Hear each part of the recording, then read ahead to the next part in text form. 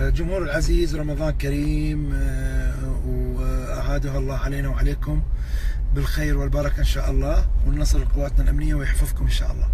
جمهوري أشكر كل من تعاطف ويا البرنامج ومن وقف وقفة تضامنية مع البرنامج ضد الإيقاف، لكن هذا أمر صار وخلاص، يعني البرنامج توقف. لكن اللي بصراحة يعني اللي حز بنفسي، يعني البرنامج هو كان متعة المشاهد، والتعب اللي واجهته هو السبب متعة المشاهد.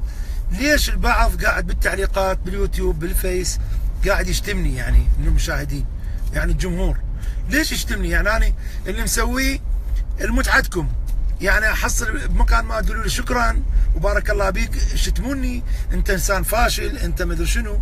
اوكي، انت متعاطف ويا مثلا فنان او انت احد جمهور فنان من الفنانين اللي استضافيتهم، تقدر تعبر عن تعاطفك ويا الفنان، لكن مو بالشتم. يعني انا عمري ما سئت لك ولا سئت لاي واحد بقدر ما افكر باسعادكم يعني وزرع البسمه على وجوهكم.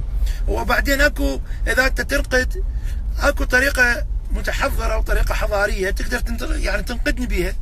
مثلا تبرز اخطائي بالبرنامج، استاذ كاظم مثلا هذا البرنامج بيه خطا بيه كذا مثلا، واتشرف به، ومع ذلك انت سابني، انا خليك على راسي ورحم الله والديك والله يسامحك وبارك الله بيك. واشكر كل جمهوري اللي يحبني واللي واقف ضدي حاليا لاسباب مجهوله ما اعرفها. المهم انا راح ابقى خادم لكم، وان شاء الله اوعدكم برامج قادمه اكثر، هي كل الهدف بها اسعاد الشعب العراقي لا اكثر ولا اقل. وربي يسامح كل واحد سبني، وكل واحد سبني هو صديقي واخليه على راسي، ما عندي عدو ان شاء الله، 1000 صديق ولا عدو واحد. تحياتي لكم، كاظم دلة.